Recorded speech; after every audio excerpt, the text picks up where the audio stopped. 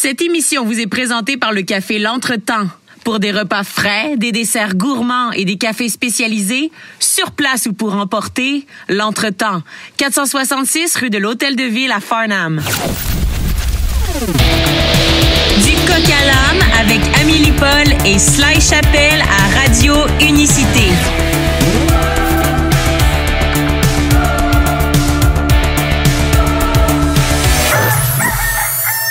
Bonne fin de journée à tous. Nous sommes mardi 13 décembre aujourd'hui. Bon après-midi, Amélie. Bon après-midi, Sly, et à tous.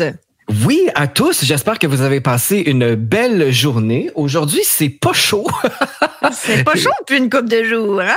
En effet, c'est pas chaud, mais il y a quand même eu un beau soleil tout au long de la journée, en tout cas d'où j'étais. Alors, ça a facilité mes petites marches avec Brutus parce que ça me tentait pas bien de sortir. Imagine l'hiver à moins 30, là, au mois de janvier, on n'est pas sorti du bois. On dirait que c'est parce qu'on n'est pas encore habitué. Oui, il y a ça, une petite question d'adaptation, mais on dirait que quand il y a de la neige, c'est vrai, c'est moins pire. J'ai l'impression que ça doit tempérer, absorber le froid ou je sais pas, il y a un phénomène, mais c'est vrai que c'est moins pire quand il y a de la neige. En tout cas, il faut s'habiller chaudement et c'est ce que j'ai fait aujourd'hui. Avoir un Noël blanc, les amis. Je sais pas, ça a l'air d'être une grande question existentielle. Moi, j'en ai rien à foutre, honnêtement. Non, moi, ça me dérange. Ouais. Je m'en fous complètement. Moi, je suis plate, hein, Seigneur. Mais qu'est-ce que ça fait qu'il y ait de la neige ou non? On fête pas dehors, on fête en dedans. Je pense que c'est pour le moral. Je sais pas, c'est plus beau un Noël blanc. Je sais pas. Ça fait partie de ma magie à moi.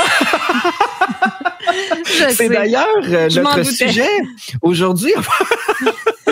Moi, je connais une chanson pour écœurer les gens. Moi, je connais une chanson. Je me doutais que tu devais être du genre à broyer s'il n'y avait pas de neige à Noël. Là, ben, je broye pas, mais bon, je trouve que ça fait du bien au moral quand il y a de la neige à Noël. Alors, j'attends ça avec impatience. Et aujourd'hui, notre sujet à l'émission, c'est d'ailleurs la magie. La magie... Mais pas celle que vous croyez. Là. On va un peu décortiquer. Pas Harry Potter, là. Non, c'est ça. Pas de baguette magique, pas de formule, pas de vaudou non plus, rien de ça. Là. La magie de la vie avec notre invité Jean-Paul Simard que vous avez bien apprécié dernièrement. Alors, il est pour une deuxième fois avec nous. Je le trouve inspirant. Hein? Il a marqué, Jean-Paul. Oui, il a marqué nos auditeurs. On a eu de très bons commentaires. Et c'est à la suite d'une publication sur son Facebook sur la magie, justement, que j'ai vraiment été interpellé, moi qui essaie de mettre de la magie ici et là dans ma vie, dans mon quotidien. Alors, je lui ai lancé l'invitation, il a accepté avec plaisir. Donc, restez avec nous pour mettre un petit peu de magie dans vos vies, parce qu'en ce moment, je sais pas, là, c'est un moment propice aux dépressions, il y a de la morosité dans l'air, il y a certaines difficultés que les gens vivent, un peu d'isolement. Alors, si on peut mettre un peu de magie, justement, de la joie dans le quotidien des gens, ben ça sera ça de fait, au moins. Moi, j'ai besoin de magie. Ben, je suis pas déprimée, rien, tu sais, tout va bien, mais on dirait que je suis découragée de la race humaine en ce moment. Puis je suis sûre qu'il y a beaucoup de monde qui sont comme moi. Tu sais, je veux essayer de ressentir plus d'amour envers mes compatriotes humains, puis c'est pas évident en ce moment quand je vois ce qui se passe dans le monde. Mais je pense qu'il faut se concentrer dans le vrai monde. Dans le vrai monde, on n'est pas confronté à des imbécilités de même. En tout cas, la plupart des gens, de certains, oui. J'entends des histoires d'horreur comme dans mon tweet tout à l'heure.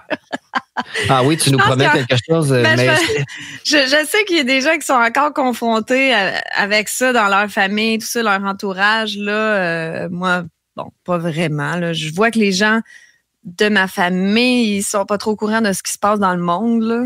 Ils sont plus dans l'ignorance, mais ils sont pas complètement retardés. Là.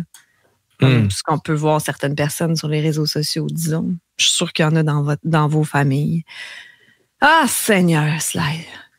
Ouais, ben là, c'est rien pour t'aider parce que je viens de tomber sur un article qui m'a jeté en bas de ma chaise ce matin. Ben, c'est ça, c'est parce qu'on en a parlé tout à l'heure, puis le ridicule n'a plus de limite, là, je suis plus capable. Ça t'a mis dans tous tes états. Habituellement, j'en ferais abstraction de ça puisqu'on est dans le nouveau monde, puis j'aime mieux parler de magie, justement, puis de faire découvrir des bons artistes ou parler de sujets plus inspirants. Mais là, c'était vraiment pour souligner l'absurdité puis montrer aux gens comme quoi ça s'en va à la dérive, là. Alors, si vous pensiez que vous aviez tout vu, eh bien non, chers amis, le port de la couche est maintenant recommandé aux agents de bord pour contrer la COVID-19. Alors, si vous êtes agent de bord à l'écoute, sachez que vous devrez maintenant porter une couche. Et ça, c'est pour parce qu'il y a des bactéries aux toilettes, puis... C'est ça que je t'ai demandé. J'ai dit, mais pourquoi porter une couche quand je sais même pas parce que je pensais que c'était pour éviter que les employés, les agents de bord perdent du temps à aller aux toilettes pour qu'ils soient plus efficaces. Mais non, c'est pour pas pogner la COVID. En fait, c'est pour leur éviter d'utiliser les toilettes parce qu'il y a des risques d'infection et de contamination. Alors, voulez-vous un petit verre, monsieur? Personnellement, mais c'est quoi cette odeur-là, madame? Je préfère 1000 fois pogner la COVID que de m'humilier à porter une couche. Mais est-ce qu'il y a vraiment des gens qui vont prendre ça au sérieux, là, qui vont suivre ces recommandations-là? Moi, je me suis toujours demandé, quand Teresa Tam disait de quand vous avez des relations sexuelles, portez votre masque, utilisez un glory hole. Ben, nous, on trouvait ça drôle. Ah oui, toi, t'as fait ça, hein? Oui, toujours. Moi, je prends toujours le glory hole. Mais je me demandais, moi, est-ce que, parce que c'est risible, tout le monde niaisait, tout le monde se moquait de ça, mais c'est sûr qu'il y a des gens qui ont respecté les recommandations. Parce que nous, on pense avec notre cerveau développé, mais il y a certaines personnes qui ont un très faible QI que eux, ou sont drillés à respecter l'autorité. Puis Teresa Tam ou TVA Nouvelles, dans le cas de ton article, représente l'autorité. Et ils respectent ça, puis ils écoutent, tu sais. Puis, mais en plus, je voulais te dire...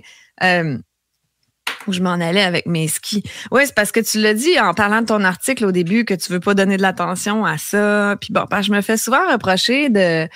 Quand je poste des articles comme ça sur Twitter, je me fais dire faut pas leur donner d'attention, puis concentrons-nous sur le positif. Sauf que non seulement, moi, je trouve que c'est très drôle, même si effectivement, des fois, ça me frustre plus que d'autres choses, mais on peut se moquer d'eux, on peut en rire de tout ça, mais en plus, c'est de souligner là jusqu'où ils vont aller, leur absurdité dans la propagande, pour aussi faire réfléchir ceux qui ont arrêté de réfléchir. Là. Peut-être qu'eux vont se rendre compte. Parce que sinon, ils le voient pas, eux, ils suivent pas l'actualité, ils savent pas. Oui, mais en même temps, penses-tu que ce sont des gens endormis qui sont à l'écoute? Là, je parle de Radio Unicité. C'est pour ça que je veux faire du bien aux gens et non pas... mais là, c'est parce que mon vase a débordé. Là, j'ai fait. Puis là, c'est pas tout, là. Amélie, tiens-toi bien. Parce que je poursuis avec une nouvelle qui nous vient de Sky News, qui nous dit de se préparer au confinement climatique. Ah, ben oui, on le voyait venir, ça. Fait un bout que j'en parle de ça dans Les Vérités brutales. Voilà. C'est sûr que j'ai l'air d'une grande complotiste, là, mais checkez bien ça. Checkez l'affaire qui va arriver. Alors, le gros titre est « Prepare for Climate Lockdowns », c'est-à-dire que, pour protéger... pour protéger la Terre. La planète qui a bien de la misère. Hein? Pour protéger la planète, il va falloir s'isoler de telle heure à telle heure pour faire notre part pour l'environnement. Alors, c'est la nouvelle pour prochainement. Je ne sais pas si ça va sûrement aller en 2023 puisque l'année achève. Je pense qu'on a notre lot là de... Ils ont commencé pendant les confinements COVID à dire que ça l'aidait vraiment au niveau des gaz à effet de serre ou peu importe là, les émanations de CO2, tout ça. Puis, tu sais, je veux dire, on a été conditionnés à penser que oui, c'est nous qui polluons. Puis, le confinement aide beaucoup. Donc oui, ils nous ont préparés à ça, effectivement. Puis ils commencent à dire là, qu'il faudrait arrêter de faire des enfants parce que les enfants ont une grande empreinte carbone. Il faudrait faire euthanasier nos animaux de compagnie. Fait que là, j'ai le regret de t'annoncer, je pense que j'ai la COVID, Je regrette d'annoncer qu'il va falloir que tu fasses euthanasier Brutus. Eh bien, il n'y en a pas question parce que dans mon nouveau monde, il n'y a pas ces conneries-là. Alors, non, c'est un refus total. C'est un membre de ma famille, alors on n'y touche pas. Je pense que je vais en parler à Jean-Paul de pas cette révolte-là, mais tu sais, cette espèce d'exaspération-là que je vis par rapport à la race humaine va peut-être nous aider. Ah, ben j'imagine qu'il va t'élever en conscience parce que je crois qu'il réussit à en faire abstraction et à avoir une vie. Il a 83 ans. Ouais, lui, il doit pas être là-dedans. Jean-Paul Timard, toujours resplendissant. Non, je pense pas qu'il est là-dedans du tout. Il est dans l'inspiration. Dans la pleine conscience. Ouais, c'est ça. il va pas se polluer. Il se pollue pas avec les réseaux sociaux, lui. Il est un peu sur Facebook, quand même. Oui, mais toujours avec des posts tellement inspirants. Je vous invite à le suivre. Je sais pas s'il y a trop d'amis sur Facebook parce que c'est pas une page publique qu'il a, c'est un Facebook personnel. Alors, mais je pense qu'on peut s'abonner quand même aux pages personnelles des gens là, qu'on aime bien suivre. Alors, moi, j'ai terminé pour mes niaiseries. Je vais te laisser gazouiller un petit peu. Est-ce que c'est l'heure de notre gazouillis du jour? En fait, ça va un petit peu dans l'optique de ce qu'on disait. Là, c'est un gazouillis de aldostérone. C'était juste pour montrer que, justement, il y en a qui ont des gens complètement puleux dans leur entourage. Et lui, il tweet le plus sérieusement du monde. C'est pas une blague, c'est pas une parodie. Il dit « Je connais un gars avec un doctorat en mathématiques. Quand on annonce un nouveau booster, il prend rendez-vous et cesse de sortir de la maison jusqu'au jour de l'injection. Après, il s'isole pendant 14 jours pour que ça devienne efficace. Il a mis « ça devienne efficace » entre guillemets, parce que j'imagine qu'il paraphrase son ami, qui dit « ouais, mais là, il faut que ça devienne efficace, j'attends 14 jours ». Donc, il y en a qui sont dans cette psychose-là, dans cette déconnexion totale à la réalité, malgré leur haut niveau d'éducation. Le but de son tweet, c'était de nous montrer que lui, il a un doctorat en mathématiques, c'est pas un 2 de pique. C'est quelqu'un qui est très dans l'intellect, mais qui a vraiment plus aucune connexion avec... avec son ressenti ou son principe féminin, j'en sais rien, mais il l'a complètement échappé. Là. Puis, tu sais, il est pas le seul, comme je dis, c'est pas... parfois, je rigole, je dis les gens sont pas intelligents, ils ont pas un haut QI, mais le QI, il n'y a absolument rien à voir là-dedans. Voilà, c'était mon tweet du jour. Pas très élevant, mais rigolo. Puis pour vous dire, peut-être, chers auditeurs, que vous n'êtes pas les seuls si vous avez des gens comme ça dans votre entourage, là, que vous êtes complètement découragés. Parce que moi, je peux pas comprendre dans mon cerveau comment ces gens-là, ils pensent. Je sais pas, si c'est une question d'éducation, si c'est une question de non, croyance. Parce que moi, mes parents étaient pas comme ça, ma sœur non plus. C'est pas l'éducation. Peut-être c'est l'âme qui a plus de réincarnation, plus de vie. J'en sais rien. Honnêtement, c'est vraiment étrange. En tout cas, chacun son chemin. Puis, ou son vécu, peut-être. Heureusement, on va pas tous à la même place. Oh mon Dieu! Mais c'est complètement débile. Moi, pour moi, la docilité et, tu sais, être comme un tapis, là. Puis être obéissant à l'autorité quand ça fait aucun sens, j'ai jamais été capable. Il fallait que tu m'expliques. Si ça n'avait pas de sens, là, puis tu me donnais une indication, là, il fallait que tu m'expliques pourquoi, parce que sinon, c'est clair que je ne vais pas le faire. Fait que moi, les gens qui obéissent sans rien dire, sans poser de questions, moi, je comprends rien. Ah là là là là là là. Ben, en tout cas, bonne chance à tous et puis la vie continue. Hey, faut en rire, la vie est une comédie. Oui, exactement. Et justement, à Wonderful Land, c'est notre pays du Nouveau Monde. Ben nous, on s'amuse. Puis je voulais te dire que je travaille tellement fort à notre nouvelle programmation. On a des nouvelles émissions qui s'en viennent, mais aussi, Amélie, tiens-toi bien. Oui. Là, c'est juste un petit indice parce que j'ai pas le droit de dévoiler là, le tout.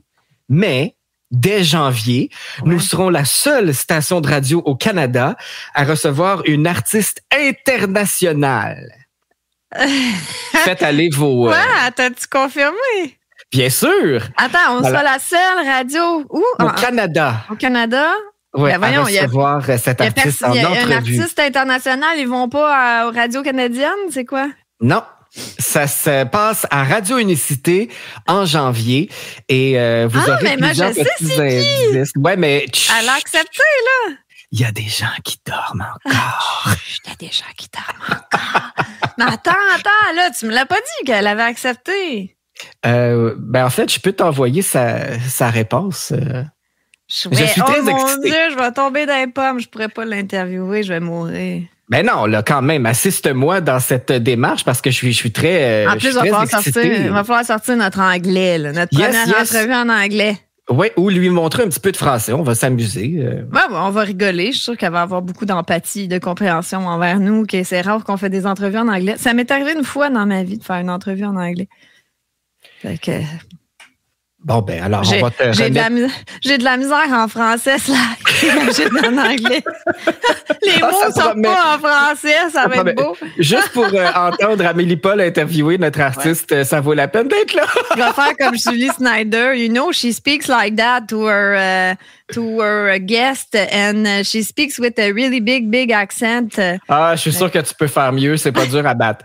Alors, Amélie, je vais tranquillement nous diriger Nick Carter? Ben là, je pense qu'il est pas mal cancellé. Là. Ben non, nous, on va l'inviter. Invite-le. Essaye d'avoir un Nick Carter.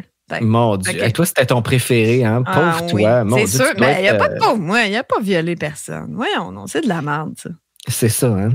Seigneur, je suis plus capable. Non, excuse, je t'ai interrompu. Continue. Oui, ben je m'en allais dans une place beaucoup plus légère. Là. Moi, je disais que ma mission avec Radio Unicité, c'était de faire du bien aux gens, les faire rêver, les alimenter de ce côté-là, plutôt que de toujours brasser le chaudron. Alors, je me disais, puis c'est un peu une question que je te pose aussi, y a-t-il moyen de regarder, admettons, un film de Disney sans voir de la pédophilie partout, puis de voir de la malhonnêteté? Je suis plus capable, moi. Toi, t'es plus capable? Ben écoute, je vois les symboles partout. Puis, mais c'est ça que je demande, bon, peut-être pas à toi parce que tu viens de répondre, mais aux gens, y a-t-il moyen de retrouver notre cœur d'enfant, puis de pas voir des bébites partout, puis de pas... Tu sais, est-ce qu'on peut danser sur du Madonna sans penser qu'elle fait des rituels sataniques? On peut-tu s'amuser, mettre de la légèreté dans nos vies? Parce que je trouve ça lourd, puis je pense que ça fait partie des débuts de dépression chez les gens, puis de la morosité aussi. Je veux dire, on peut plus vivre sans se poser 100 000 questions, puis faire comme... Je sais pas, là. On peut absolument. C'est pas parce que je me mets des œillères puis je veux pas voir les atrocités du monde là, mais je pense que il faut s'émerveiller pour avoir une vie équilibrée. Par exemple, tu sais, je veux pas écœurer les gens qui aiment pas Noël, mais tu sais, un beau sapin illuminé quand on prend une marche puis qu'on voit que les gens ont décoré, c'est beau ça. Ben oui, c'est beau. Je veux dire, ben non, quelqu'un va me dire c'est de la pollution. Ah non, moi j'embarque pas là-dedans. Puis j'ai jamais dit que j'aimais pas Noël, c'est que... Non, je parle en général, là, okay. Je veux pas te pointer du doigt. Mais ma grincheuse préférée. On peut se concentrer sur ce qu'il y a de beau dans la vie, même si on sait qu'il y a de la corruption puis qu'il y a du lait. On est conscient que c'est là, mais on peut se concentrer sur le beau, oui, absolument. Et on va en parler avec notre invité aujourd'hui parce que moi, j'ai l'habitude de mettre de la magie partout où je passe. Et d'ailleurs, je voulais aller en musique, Amélie, avec un reflet de ma personnalité. C'est ma propre chanson. Alors toi, tu fais tes propres tweets là dans ton gazouillis du jour. Nous, on est narcissique. Oui, exactement. Donc moi, je joue ma propre musique. Et je sais pas si vous l'avez entendu, cette chanson-là. Elle ne joue pas souvent à Radio Unicité parce que ça brasse quand même. C'est de la musique dance. C'est mon environnement, c'est mon univers. Mais là, je voulais mettre un petit peu d'attention sur cette pièce-là parce que j'ai écrit paroles et musique. Je ne chante pas, bien sûr, mais j'avais en tête un vieux monsieur, qui raconte, tu sais, quand... un vieux sage, là. Oui, un vieux sage. J'avais ça un genre de Dumbledore. Exactement, avec l'accent compris, là, l'accent de l'Angleterre, l'accent british. J'adore l'accent british.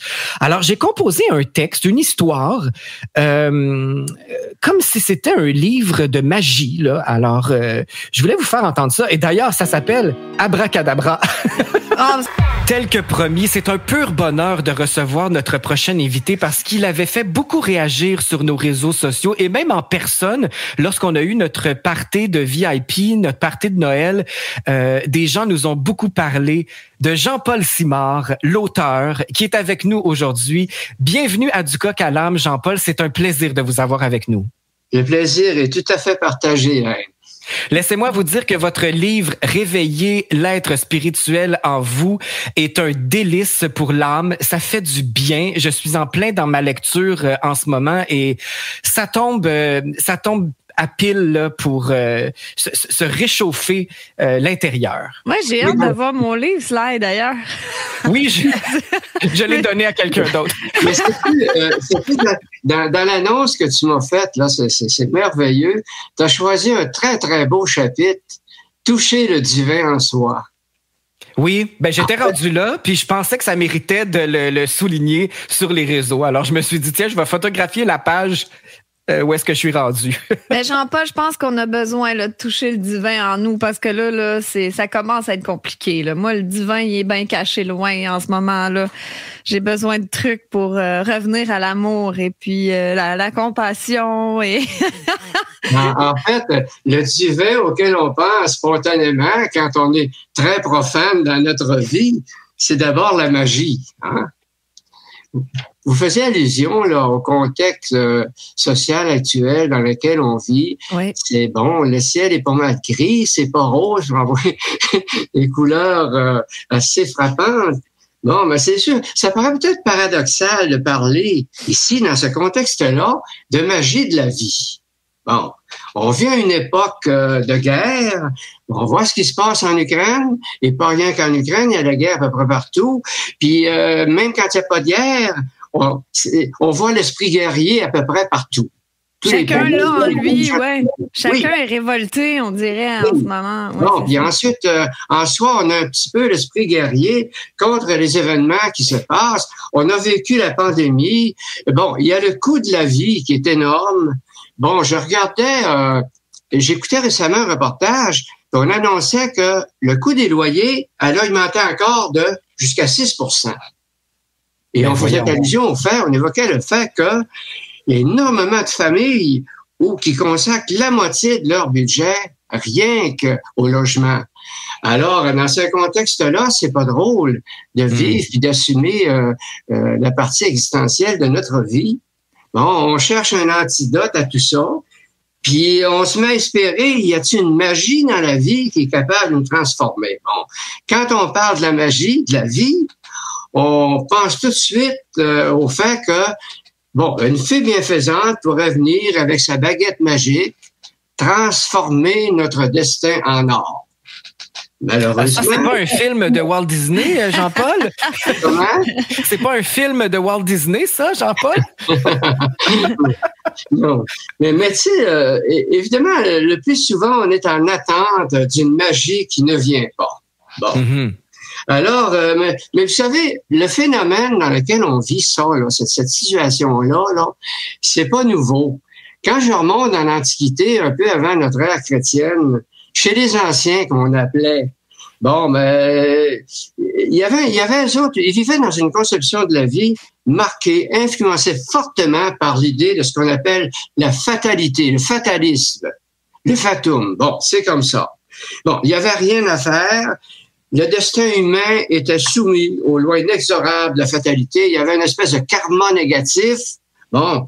Puis on tentait de conjurer le sort en faisant des sacrifices aux dieux, en recourant à des dieux de bonne aventure, puis en consultant des devins.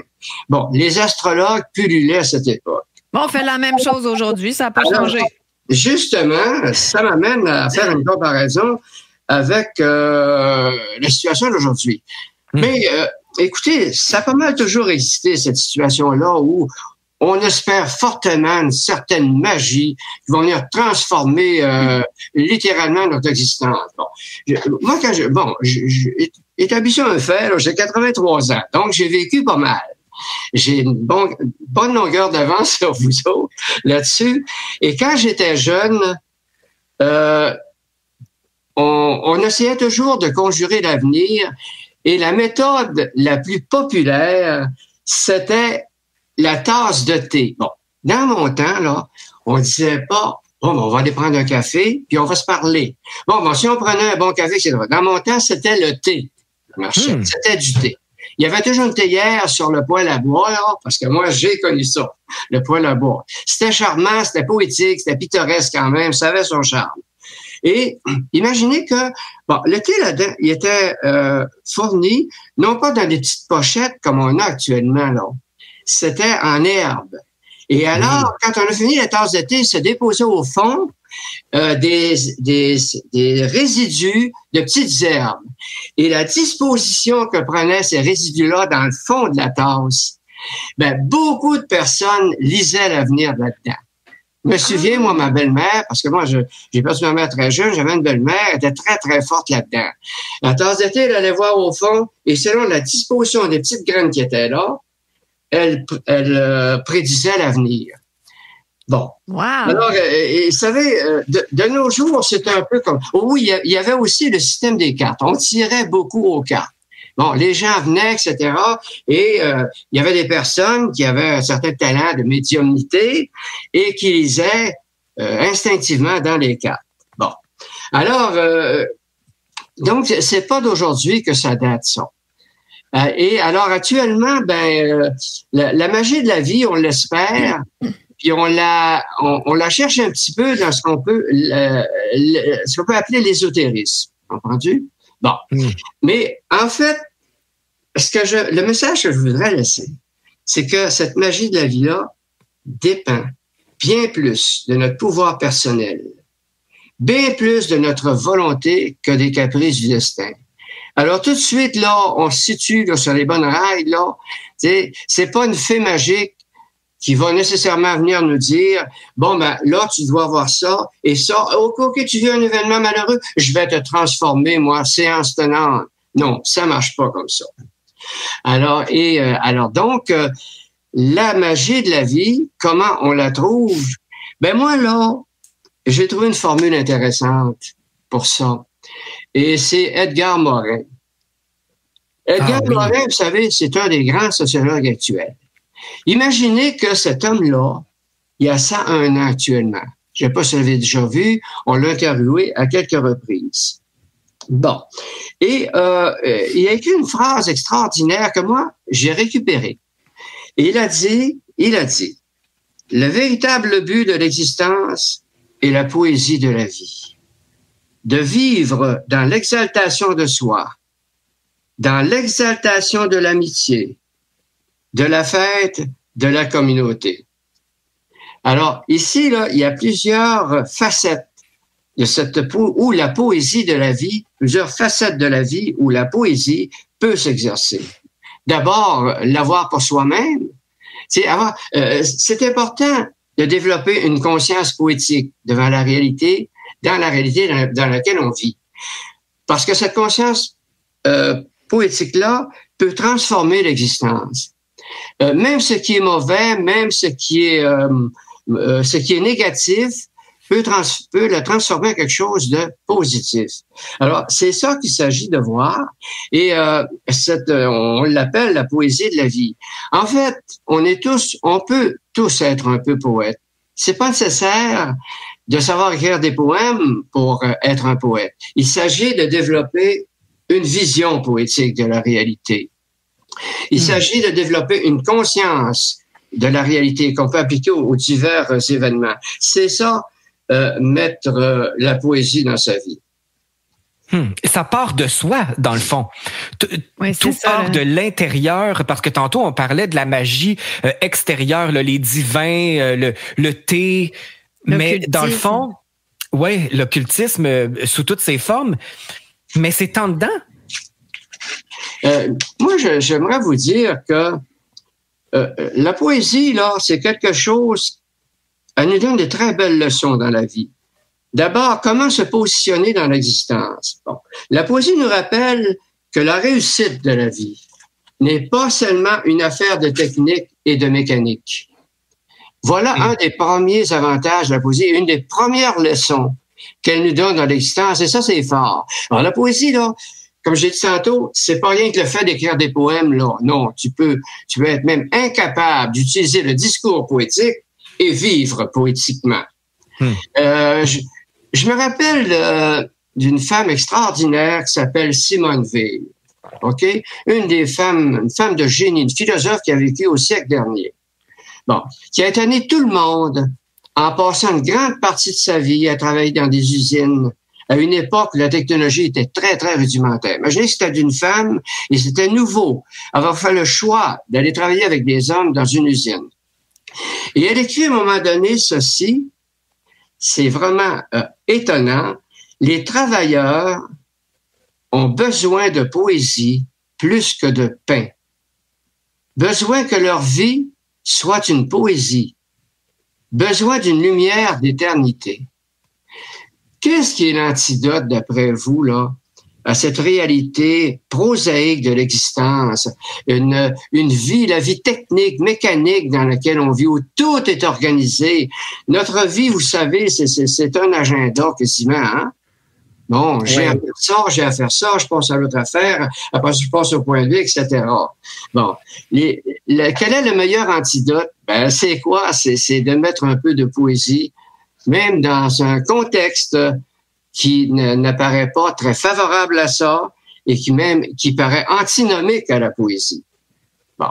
On dirait que tout est mis en place en ce moment dans la société pour détruire la poésie.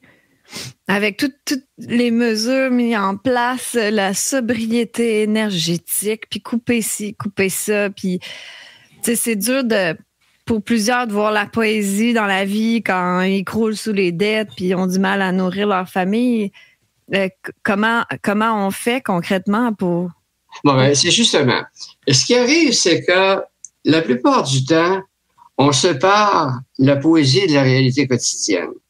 Comme si la poésie, c'était quelque chose d'ornemental, de secondaire, de marginal.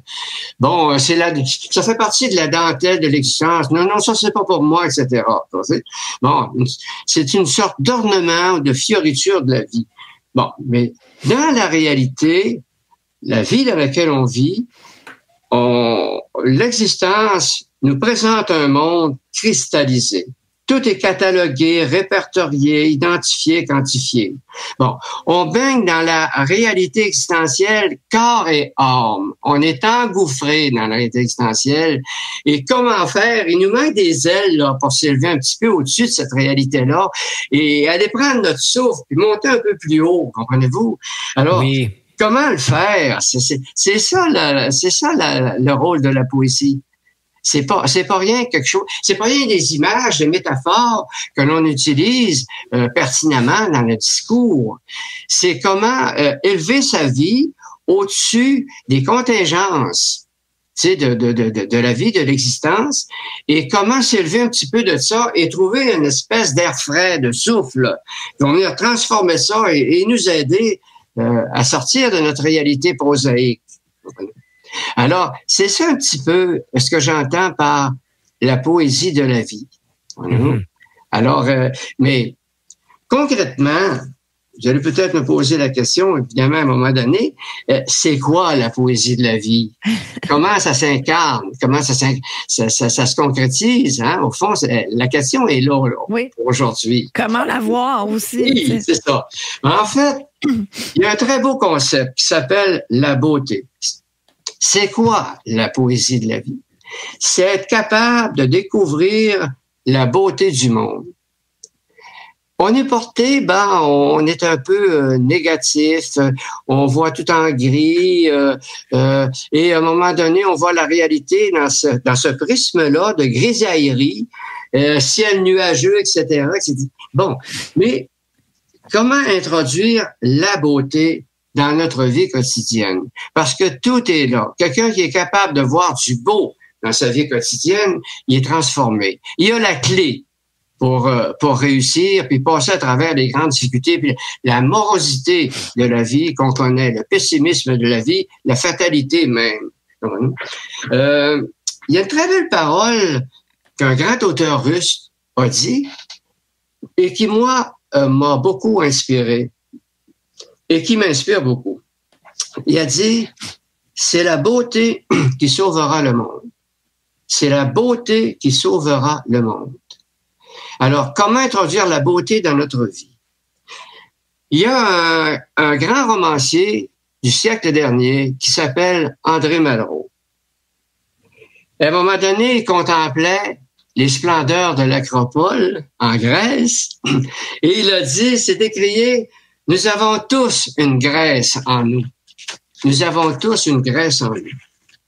Ah, écoute, à cette époque-là, le pays d'évasion, le pays qui attirait, c'était la Grèce, avec toute son histoire ancienne, etc. Toute sa culture qui est fascinante. Bon. Mais pour les Québécois que nous sommes, c'est quoi la Grèce? Nous avons tous une Grèce en nous. Ben, tu sais, c'est le paradis rêvé, c'est la Floride, bon, c'est la Côte d'Azur, c'est Tahiti, c'est les Caraïbes, etc. Bon. Alors, pour nous, le rêve, le pays rêvé, c'est ça. Où tout est beau, tout est nostalgique. Et alors donc, c'est plutôt. Alors, ce qui est important de savoir, c'est que il y a moyen de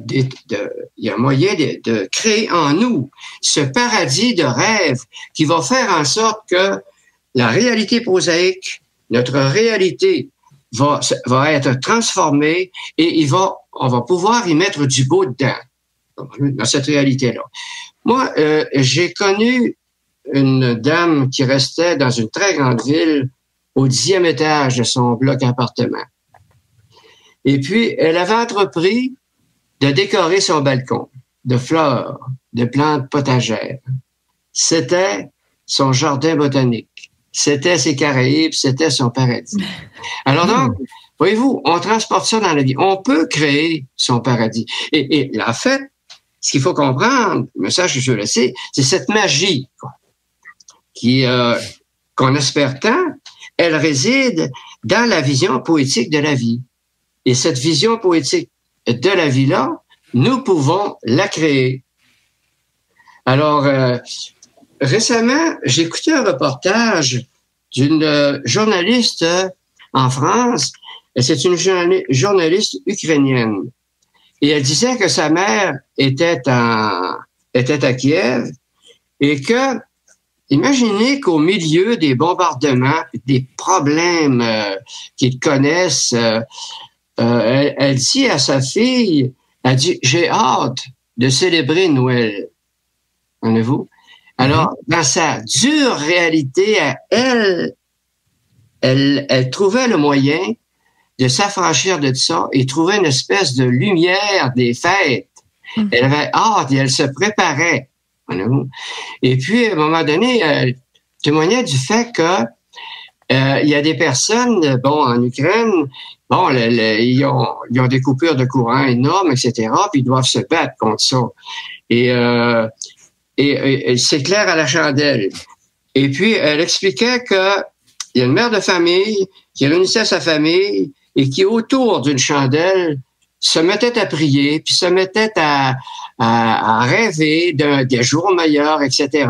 Et c'était un petit peu influencé par ce simple objet, la petite lumière qu'elle voyait, etc. Alors, ça, c'était un prisme à travers lequel elle pouvait transformer sa réalité. Alors, c'est ça, le beau nous donne le moyen de dépasser la banalité d'existence, donne le moyen d'enjoliver ce qu'on pourrait appeler l'ordinaire de la vie. Dans les moments d'épreuve, ça permet de soutenir le cœur humain et ça nous donne la conviction que le meilleur de la vie peut être atteint. Donc, ce que je comprends, Jean-Paul Simard, c'est notre focus. on doit mettre notre focus à la bonne place. Comme cette dame en Ukraine, si elle voyait et elle entendait que les bombardements et les laideurs, ben elle serait probablement comme beaucoup de gens dans un état dépressif, dans un état de victime, mais elle a choisi de mettre de la lumière dans sa vie. Donc, le focus est important. Focuser sur la poésie, les belles choses. Et est-ce que, en faisant ça, on n'attire pas le plus beau, le meilleur? Ben justement, c'est le terme exact. Tu parles de focus. Tout est question, tout réside dans la vision de la réalité qu'on a. On peut voir la dimension, l'aspect négatif de la réalité, puis on peut voir la dimension positive de la réalité. Vous savez, il faut être capable d'en arriver à mettre du beau là où il n'y en a pas. C'est ça l'enjeu de l'existence. Il y en a pas partout du beau. Bon. Mm-hmm. Alors, la problématique, l'enjeu, c'est de dire comment je peux faire pour mettre du beau, pour voir la beauté dans ce qui n'en a pas. Puis là, comme tu sembles dire, il y a une très grosse question de vision à travers l'image du focus que tu utilises. Bon, il faut choisir. Il y a un choix à faire, là, un choix existentiel, là, où je ne vois que le négatif, où je déborde de négatif, j'élargis mon horizon et je vois le positif. Comprends-tu? C'est un peu comme l'image classique, populaire, de la bouteille à moitié vide puis de la bouteille à moitié pleine. C'est vrai, voilà. Alors, non, la bouteille est vide. Non, la bouteille est à moitié pleine. Alors, c'est comme ça dans la vie. Tout à l'heure, vous avez dit, c'est la beauté qui sauvera le monde. Mais en fait, de ce que je comprends, je dirais, c'est notre capacité à chacun de percevoir la beauté dans tout qui va sauver le monde. Parce qu'en fait, c'est nous-mêmes qui pourra sauver le monde. Oui, c'est sûr que chacun, évidemment, ça dépend de la personne. Il y en a qui ont une certaine habileté naturelle à voir ce qui est beau, à déborder le négatif. Puis il y en a d'autres, ben ils sont pas capables. C'est comme quelque chose de gluant. Ils ne voient quelque chose. Comprends-tu?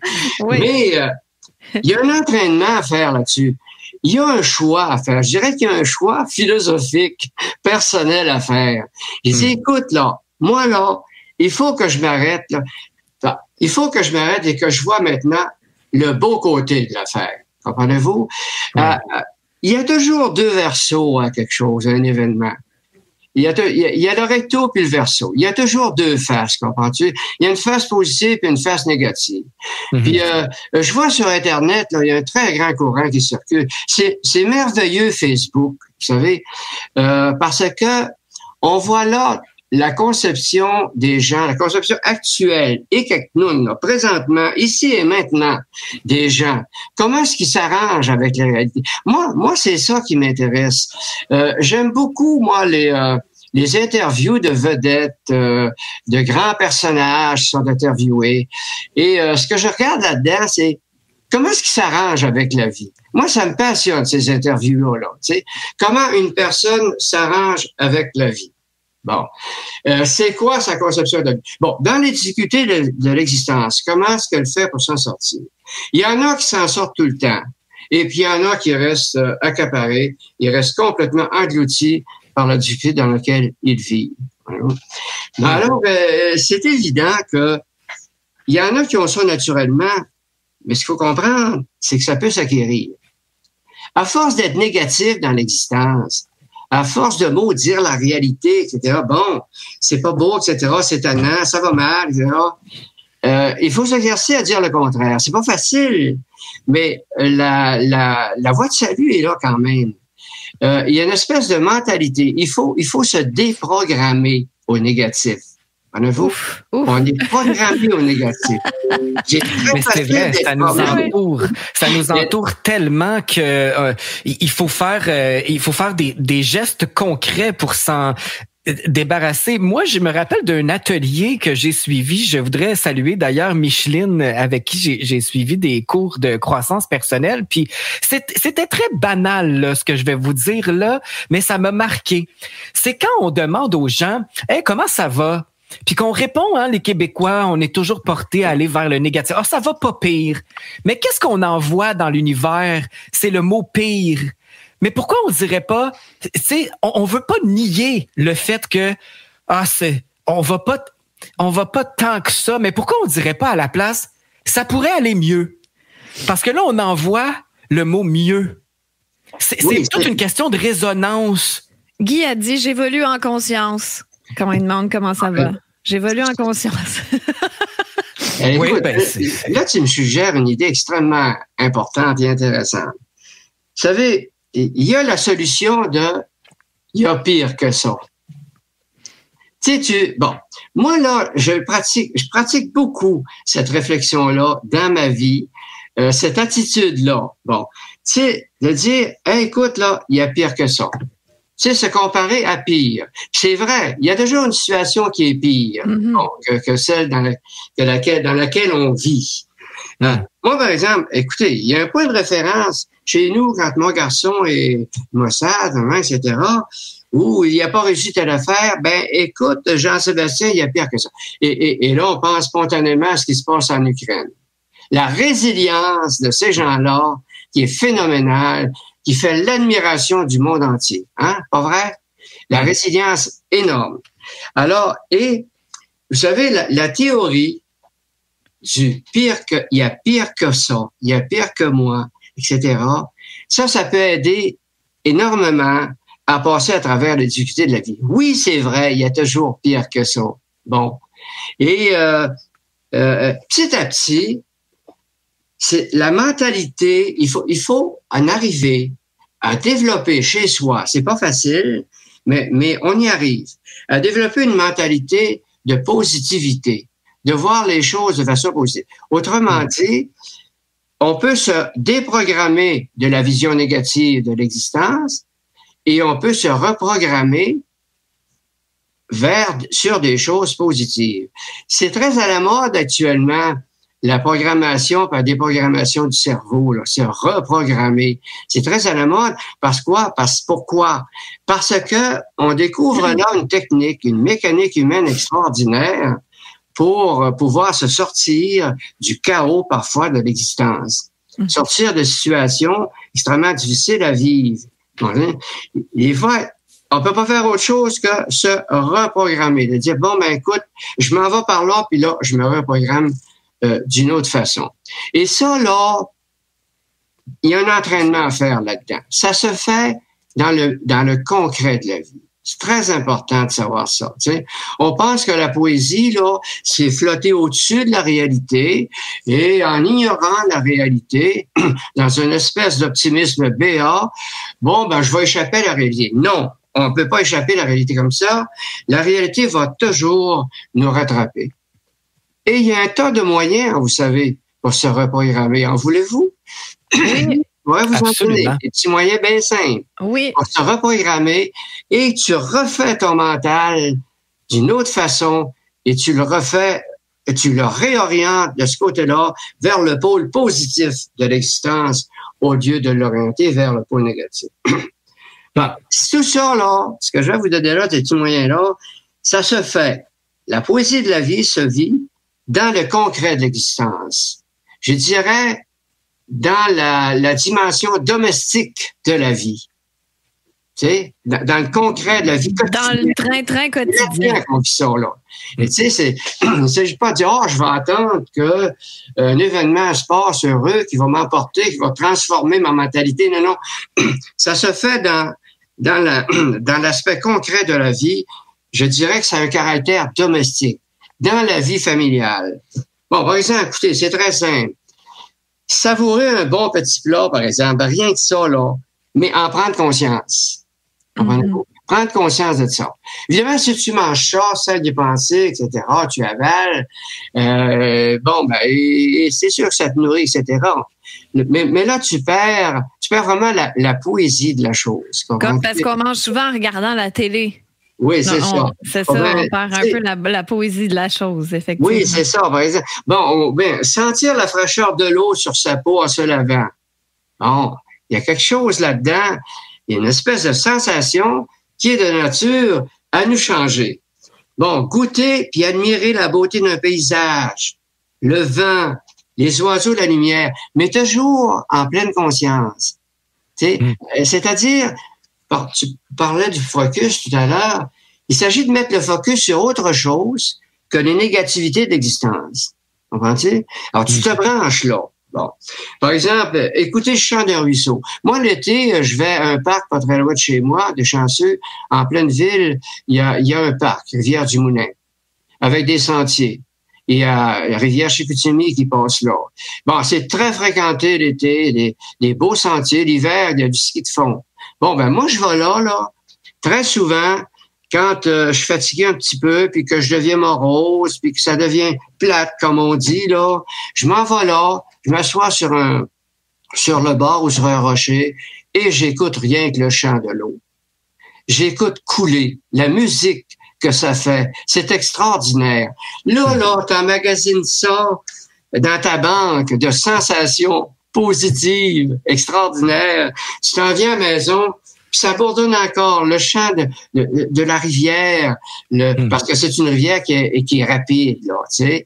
Et puis, elle s'est accidentée parce qu'il y a beaucoup de rochers. Donc, ça fait du bruit. Il y a une musique, là. T'emplis ta tête de ça, c'est beau. Tu t'en reviens après ça, dans la réalité. Ça bourdonne encore pendant 1 heure, 2 heures. Comprends-tu? Bon. C'est merveilleux. Oui. En voulez-vous d'autres exemples? Oui. Absolument. C'est tellement... moi, ce que j'aime beaucoup, là, sur mon balcon le soir, l'été, c'est de contempler le ciel étoilé. C'est beau, c'est beau. Bon, alors là, je suis chanceux parce que en face de chez moi, il n'y a pas d'habitation. Alors donc, j'ai le ciel complètement dégagé. Et je regarde le ciel, je rêve, les étoiles, la lumière des étoiles qui scintillent, etc. Là, j'oublie tout et je remplis ma tête de ça. Bon, c'est pas compliqué, ça, aller sur son balcon, là. Et puis ça a un impact après, là, pas juste sur le coup, là, parce que ça monte les vibrations. Oui, c'est ça. Qu'est-ce que tu fais, là, à ce moment-là? T'emmagasines des sensations positives, des belles sensations, et puis à un moment donné, pendant des heures, ça refoule les sensations négatives. Ouais. Il y en a tellement là que ça fait le poids. Non seulement ça fait le poids sur l'autre, mais ça déborde. C'est ça qui devient dominant dans ta vie. Comprends-tu? Il y avait là-dessus, il y a une belle parole de l'écrivain Jules Renard qui regardait le ciel étoilé et qui, à un moment donné, dit, c'est beau, vous allez voir, il y a de la lumière ce soir chez Dieu. Il y a de la lumière ce soir chez Dieu. C'est beau, ça? Oui, magnifique. Alors, c'est bien évident que lui, là, il voyait ça avec une conscience poétique. Il faut développer une conscience poétique pour bénéficier de ça. Bon, écoute, tu es sur le balcon avec une autre personne, peut-être que l'autre personne ne verra pas ce que tu vois. Elle n'a pas nécessairement une conscience poétique. Mais toi, si tu la développes, et cette conscience poétique-là, là, tu te programmes en fonction de ça. Puis, transférer dans la vie quotidienne, ça te reste ça. J'adore ça, développer la conscience poétique. Bon, c'est des petits moyens extraordinaires. La conscience Exactement. Poétique. J'ai un autre petit moyen, moi, cher Jean-Paul, chère Amélie et tous les auditeurs qui nous écoutent. On va mettre ça en pratique, si vous le voulez bien. Et on va écouter la belle poésie de Charles Aznavour. C'est ça, la bohème. Ça voulait dire « on est heureux ». Pourquoi avez-vous choisi cette belle chanson, Jean-Paul? Voilà, exactement. C'est pour ça que j'ai choisi. C'est un caractère symbolique. L'image de la bohème, c'est l'image de cette personne, de cette conscience humaine là, qui se promène dans la réalité et qui voit pas rien que le négatif, mais qui est à l'aise là-dedans, puis qui est heureux. Il y a une certaine forme de bonheur qui se dégage. Bon, j'ai d'autres petits moyens. J'ai d'autres petits moyens pour développer, se reprogrammer à la positivité de l'existence. Ouais. Parce que je voulais être concret là, pour rester sur le plan conceptuel. Bon, absolument. Le fait, là, bon, tu viens de parler de la bohème. Moi, la bohème, là, ça me fascine, cette chanson-là. Ça me transporte. Et je passe à des niveaux supérieurs quand j'écoute ça. C'est vrai. Presque 3-4 fois par semaine, je l'écoute. D'ailleurs, vous savez que ça a été considéré comme un des plus beaux thèmes musicaux français, hein, la bohème. C'est magnifique. C'est comme la pure liberté, la bohème. Écoute, ça sort de ton milieu, là. Ouais. Ça fait penser à autre chose. Bon. Alors, écoutez, dans cette veine-là, dans cette perspective-là, ben, ce qui est bon, c'est de chantonner. Chantonner dans la vie quotidienne. Tu sais, se trouver une chanson là que l'on aime, une chanson qui est peut-être porteuse d'un message aussi, c'est encore plus fort. Ben moi, ça m'arrive ça très souvent parce que tous les soirs, je suis un amateur de musique. J'écoute sur YouTube des chansonniers, de la musique classique. J'écoute des concerts presque tous les soirs, une heure et demie. Hein? Wow. Il y a toujours des parties, des séquences musicales là-dedans qui restent dans mon cerveau et qui trottent. Et ça trotte ça toute la journée. Je me réveille avec ça.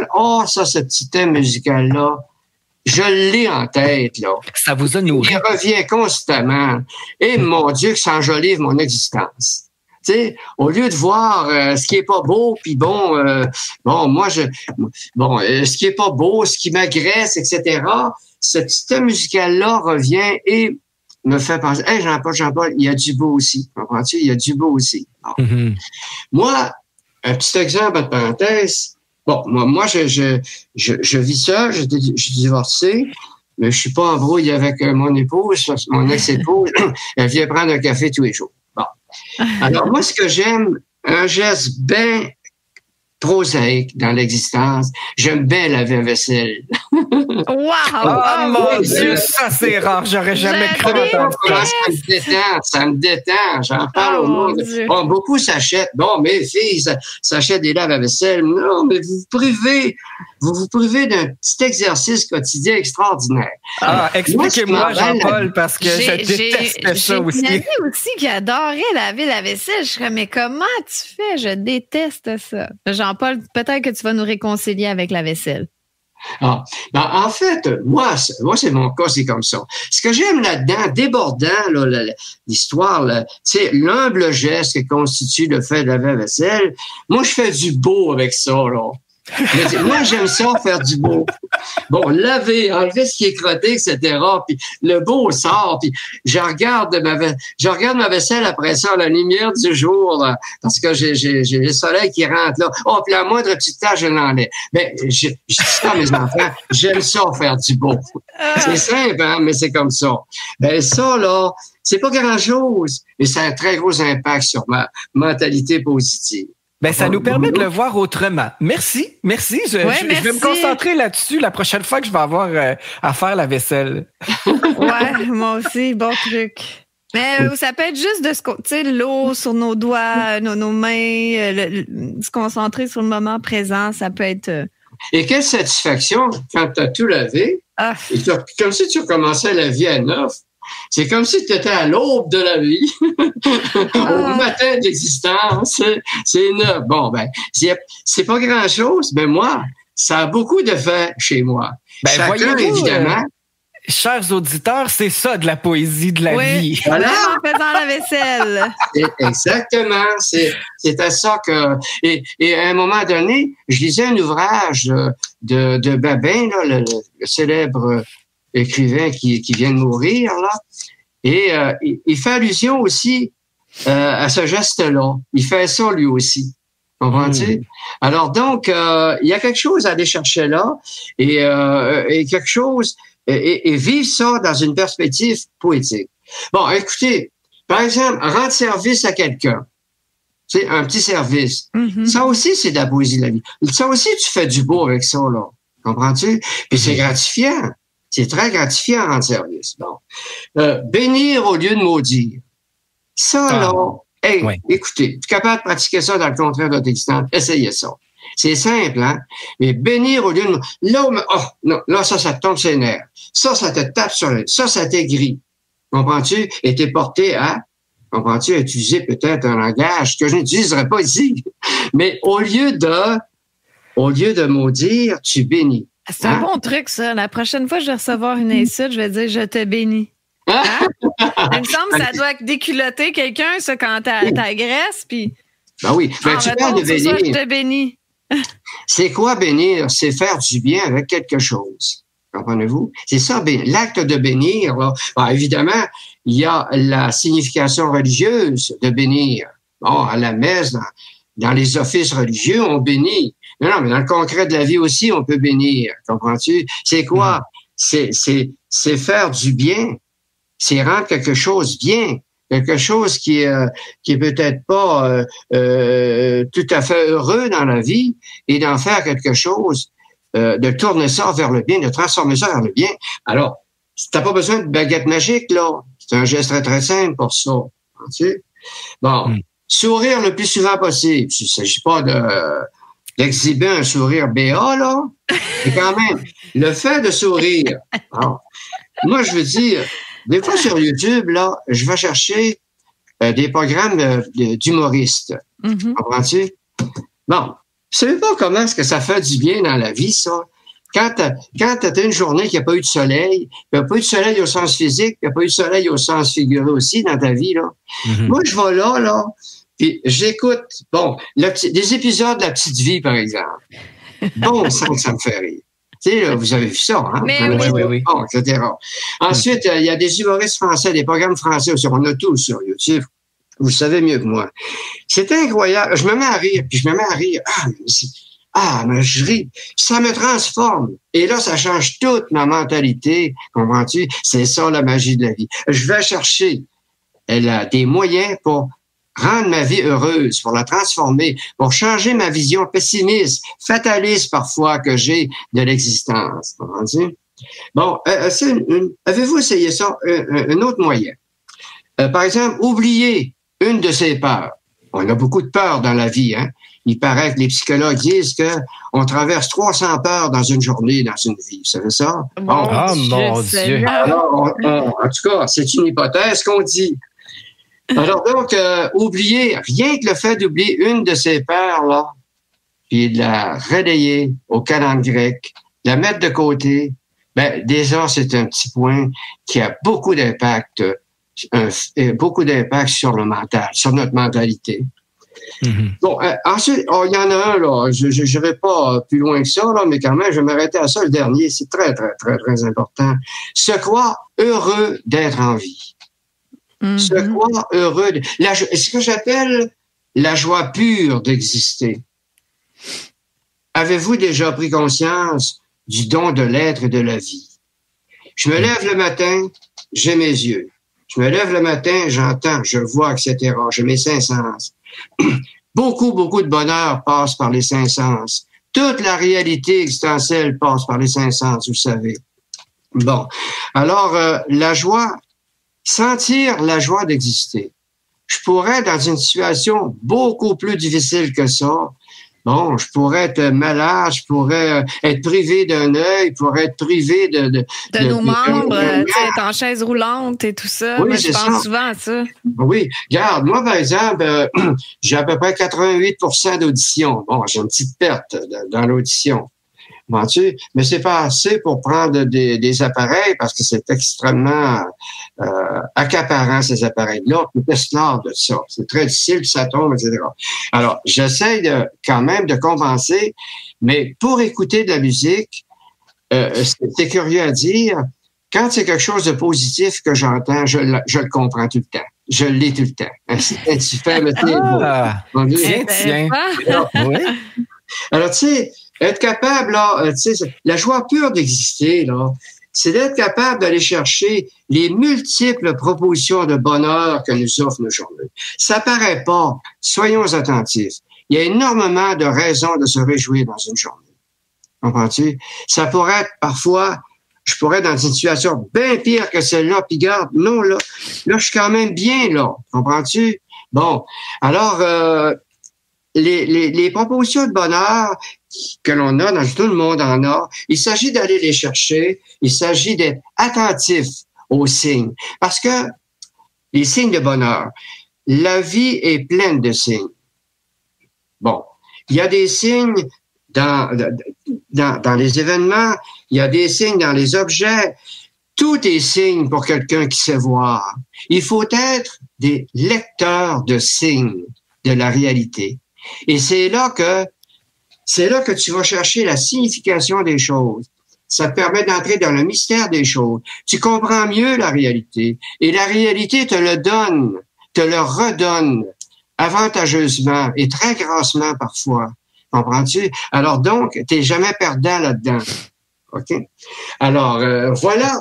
Ça, c'est des petits moyens. On pourra rallonger la liste, mais c'est très, très simple. Et qui n'est pas capable d'appliquer ces petits moyens-là? Et ce qui est formidable, c'est que c'est tout à fait gratuit, c'est à notre portée et on l'oublie souvent parce qu'on se concentre pas sur les bonnes choses. Alors merci infiniment Jean-Paul pour tous ces petits trésors. J'invite les gens à aller sur votre site internet jeanpaulsimard.com pour connaître vos écrits, pour découvrir vos nombreux livres. Vous êtes un auteur très prolifique, vous avez plusieurs livres à votre actif, dont Réveiller l'être spirituel en vous. Moi, ça, c'est ma révélation de l'année. Qui fait un beau cadeau de Noël en passant. Ah, absolument. C'est beau, oui. Absolument. Alors, je vous invite à vous procurer ce livre-là en particulier, mais il y en a plein d'autres qui pourraient vous inspirer. Justement, en allant sur le site de Jean-Paul, vous allez avoir toute sa panoplie de livres disponibles. Ce sont des outils tellement enrichissant. Et moi, je me rappelle, je le mets dans mon quotidien. Votre thérapie des 3 R est absolument incroyable pour se faire du bien. Je relaxe, je respire, je ralentis. Ouais. C'est magique. Ça fait partie de la magie de la vie. C'est à mettre en pratique dans notre quotidien. Ça fait toute la différence. C'est ça que moi j'appelle de la magie. Pour les gens qui pensent que j'utilise justement une baguette magique ou que ça tient du dessin animé, ben non, la magie de la vie, c'est tout simplement, comme Charles Aznavour l'a dit plus tôt dans sa chanson, c'est d'être heureux. C'est ça. C'est très beau ce que tu dis là, et ça m'inspire énormément.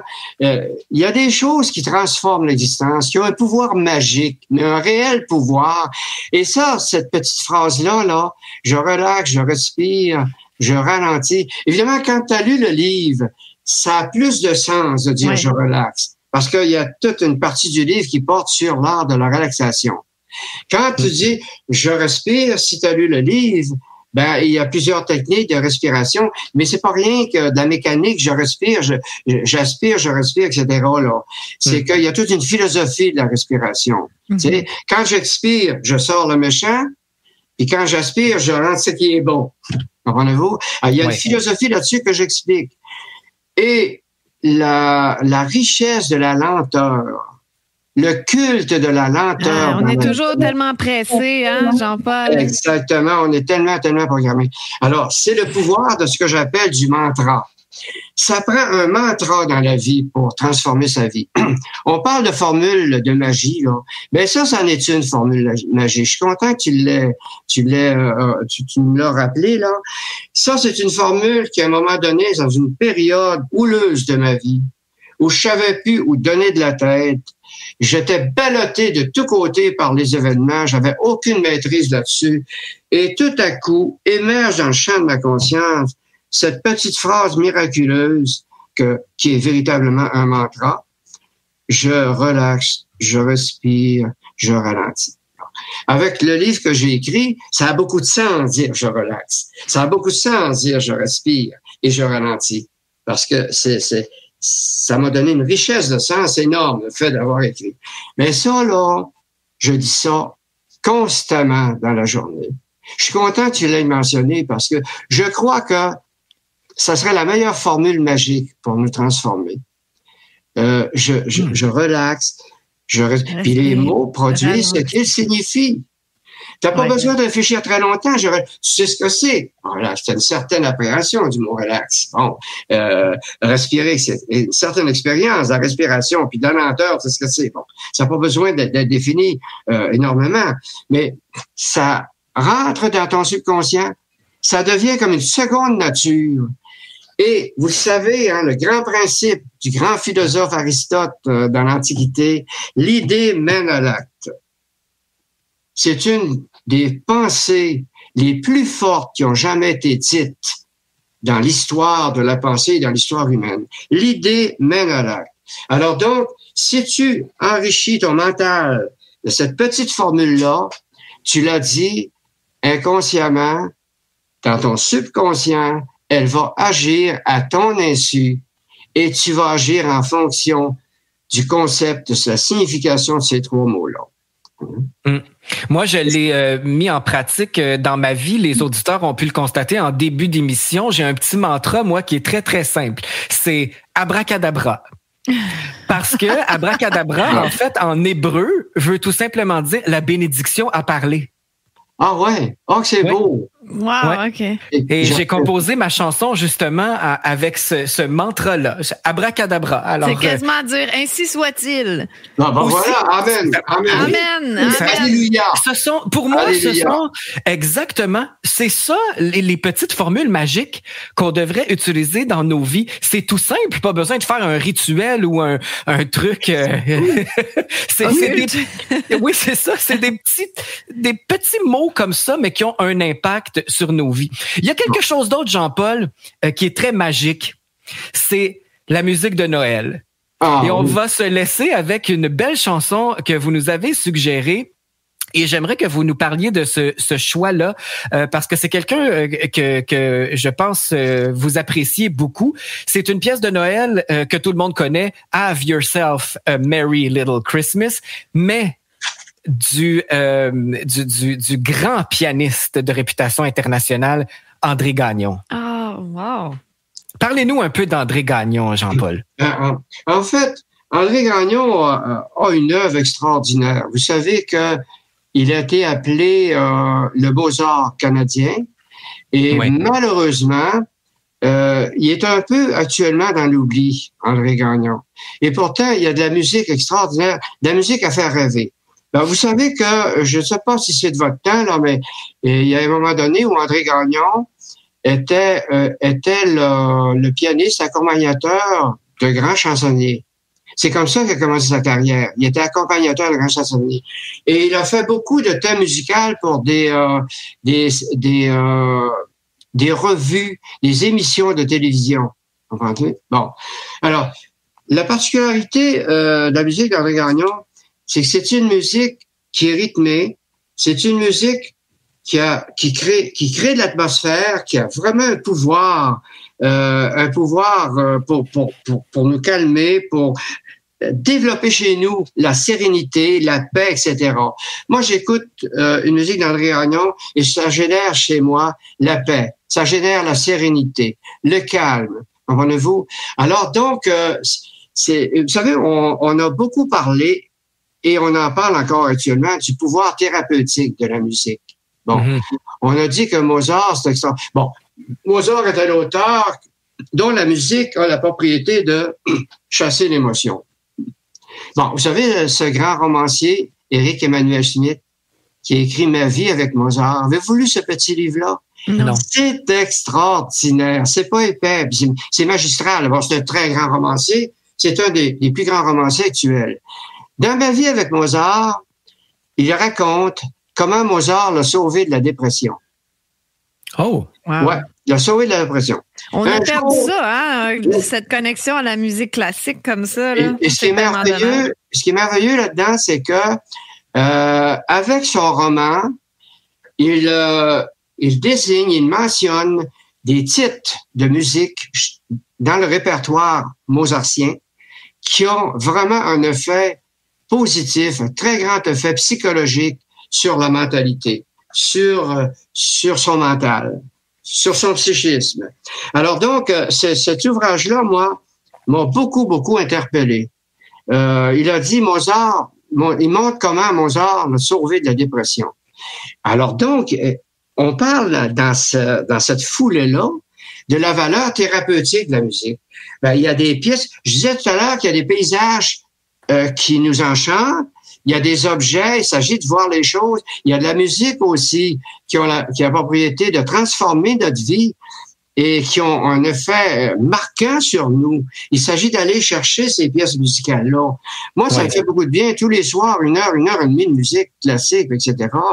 Bon, puis j'écoute beaucoup Aznavour, j'écoute... Vous savez, vous n'avez pas connu ça, là, mais dans mon temps, le plus populaire, c'était Charles Trenet.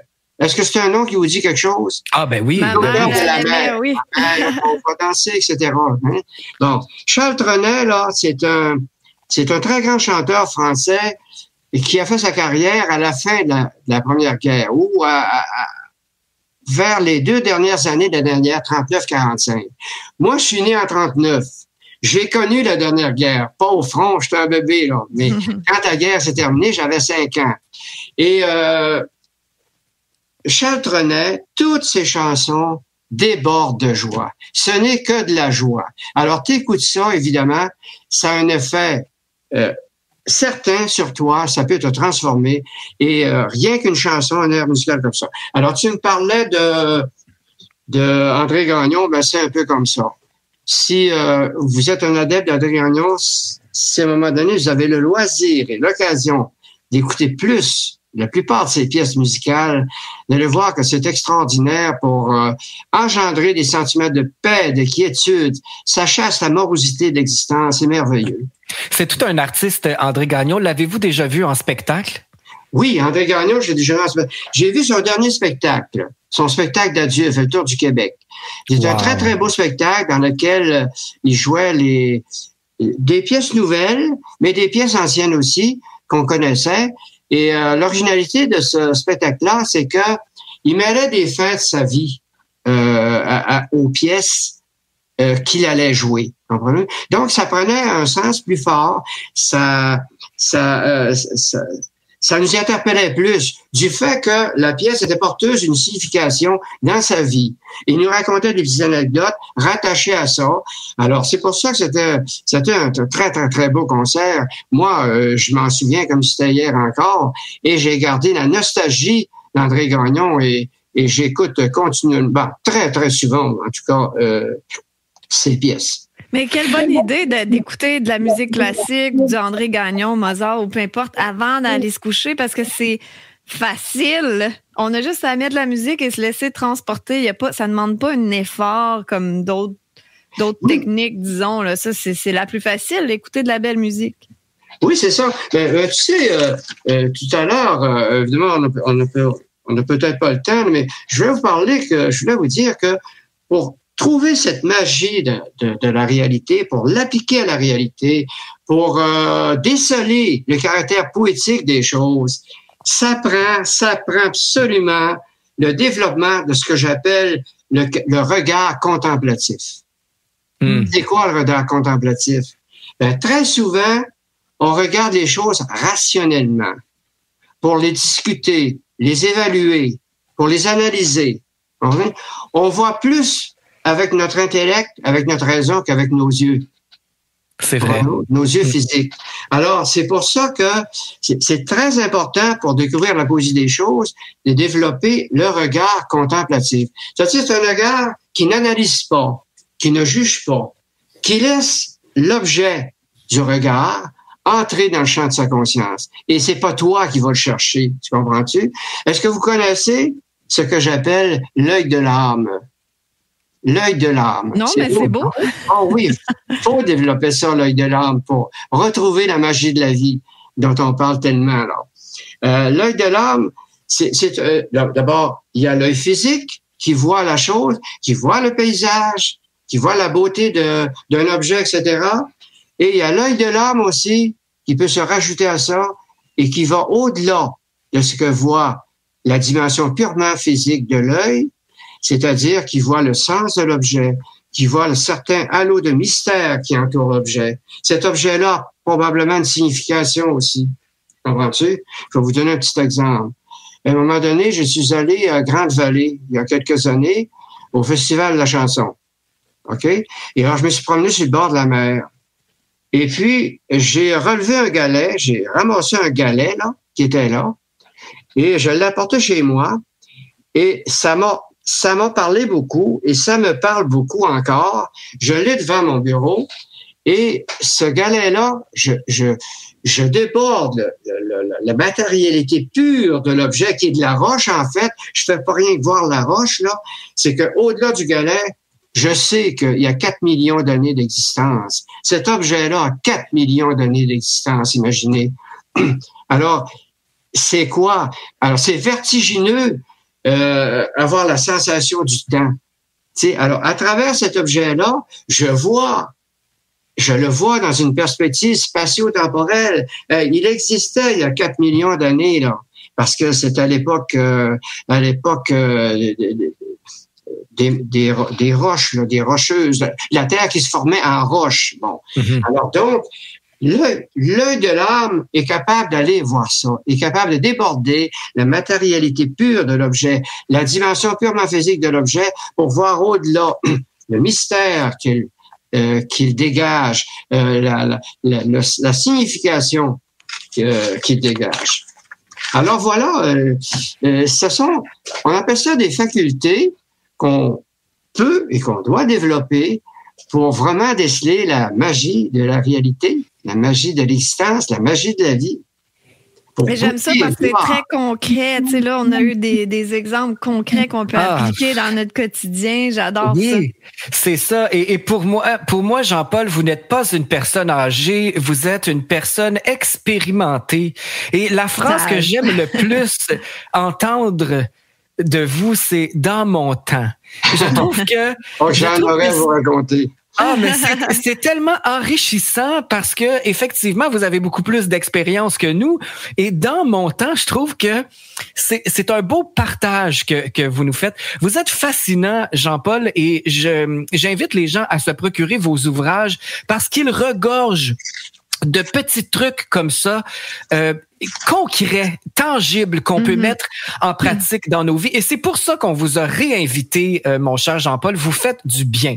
Alors, je vous remercie pour ça. Merci d'avoir mis de la magie dans notre vie. Et la magie va se poursuivre avec cette belle pièce d'André Gagnon dont on a parlé, puis qu'il faut bien écouter. Have yourself a merry little Christmas. Et c'est ce que je vous souhaite, Jean-Paul. Un très, très, très joyeux Noël. Et merci beaucoup d'avoir été avec nous aujourd'hui. À vous pareillement. Vous avez été très gentil de m'avoir invité. Ça m'a fait énormément plaisir. Merci, Jean-Paul. Magnifique version d'André Gagnon de la chanson Have Yourself a Merry Little Christmas, suggérée par notre invité aujourd'hui, Jean-Paul Simard. T'es-tu prête, Amélie, pour le pays des Kalinours? Il me donne envie, Jean-Paul Simard, et il m'apaise, cet homme. Je l'aime beaucoup. Et ça nous donne aussi un autre regard sur la vie.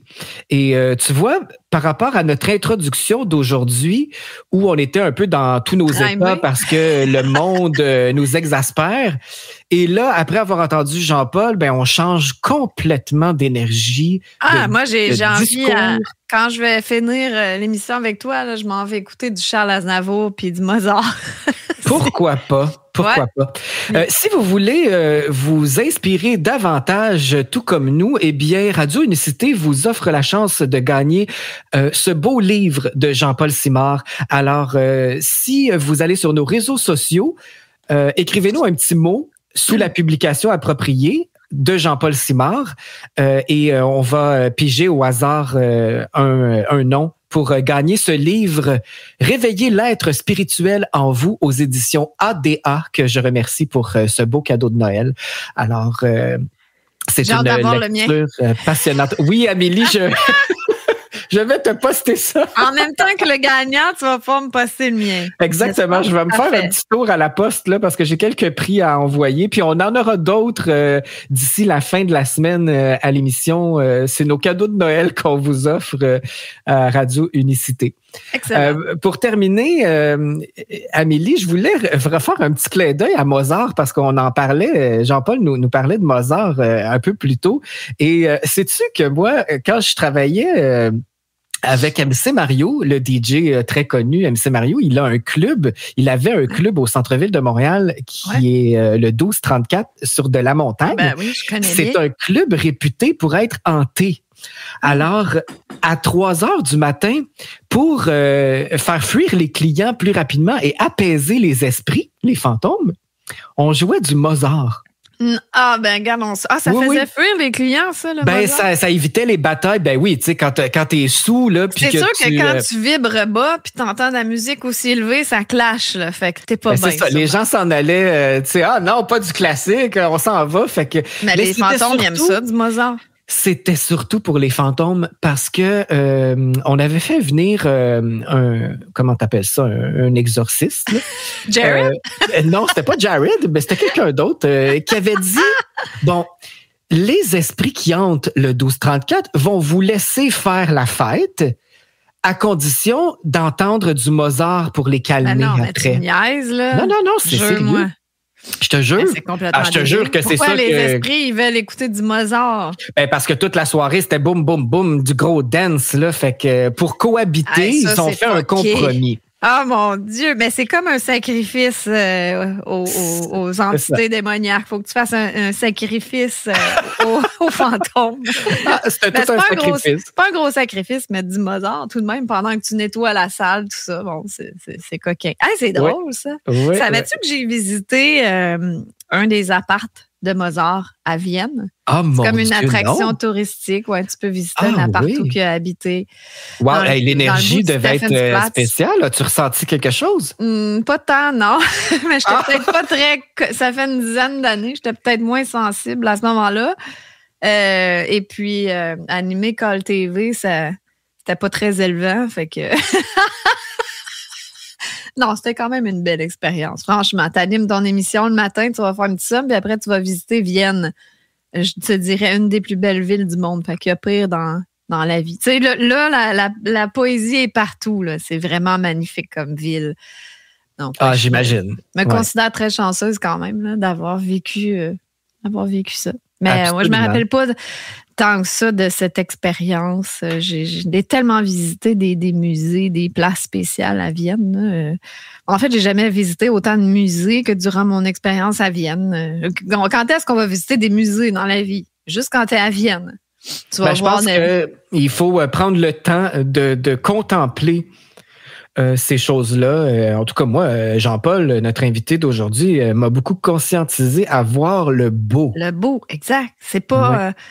c'est pas inutile. Des fois, on se dit, l'art, certaines formes d'art, ça sert à rien. Non, c'est pour pouvoir contempler la beauté du monde. Il y en a pour tous les goûts. Je voyais un de mes amis, d'ailleurs, qui travaille à la radio du côté de la Beauce, puis lui, il s'en allait à Montréal voir l'exposition Pink Floyd à Montréal. Donc, c'est une occasion de voir du beau pour les amateurs de musique, puis les grands fans de Pink Floyd. C'est une belle exposition. Absolument.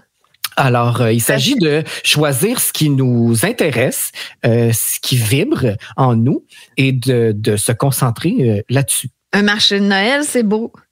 Oui, absolument. D'ailleurs, je te dis, après avoir vécu les marchés de Noël à Vienne, moi, les marchés de Noël ici, ça m'envahit pas de joie, tu comprends? Ah, mon Dieu, oui, c'est vrai que ça doit être difficile. Moi, je connaissais pas les marchés de Noël avant d'avoir été à Vienne. Fait que moi, j'ai été exposée pour la première fois à ça, là-bas. Ah, ça devait être de toute beauté. Et puis là, j'ai tellement adoré que moi, après ça, je me suis dit, je veux voir des marchés de Noël ici. Puis là, mon Dieu, non. Ben, mon ami Denis, il y a quelques jours, était du côté de Québec. Il a été voir un marché de Noël allemand. Ça devait être. C'est ça, c'est le même genre que ceux en Autriche, là, avec du punch. Là. Savais-tu qu'on a une auditrice d'Allemagne qui nous écoute? Oui. On la salue. Oui, j'aimerais la saluer. C'est Renée en Allemagne qui nous écoute. Mais elle est québécoise. Elle est québécoise d'origine, mais elle habite en Allemagne et elle écoute du coq à l'âme. Apparemment, ça lui fait beaucoup de bien. Alors, je suis content. Il y a pas une de nos deux sorcières qui est en Allemagne aussi. Aussi? Oui, c'est ça. Férouz, je crois que c'est Férouz qui est en Allemagne, que je salue. J'aimerais bien les recevoir à nouveau, nos sorcières audacieuses, peut-être en janvier. Je suis en train de faire la nouvelle programmation pour nos émissions de janvier. Alors, ça, c'est parmi les gens que vous avez bien appréciés. Et on aime ça avoir de vos commentaires sur nos réseaux sociaux. Dites-nous, en fait, quel invité vous a le plus plu. Oui, ou le plus plu. Plus quand il a plu. Mais s'il y en a que vous aimeriez voir aussi, peut-être. Là, Oui, on est ouvert à vos suggestions. Des fois, c'est une question d'horaire aussi ou d'intérêt. Il y en a qui n'en ont rien à foutre de venir à Radio. Non, c'est ça, mais ça coûte rien de demander. Exactement. Quand même Demandez, qu'on a vous une chance recevrez. sur 1000, on prend la chance quand même. Qui sait, gars, t'as réussi à avoir une star internationale. Ah, que j'ai hâte de vous la présenter. D'ici là, on pratique notre anglais. Puis, Je suis mon sûre Dieu, que les gens, ils se doutent de quelqu'un, mais c'est pas cette personne-là. Les paris sont ouverts. Les paris sont ouverts, mesdames et messieurs. Amélie, parlant d'inspiration et de conscience, là, demain, ne manquez pas notre émission parce que ça va être très, très, très utile.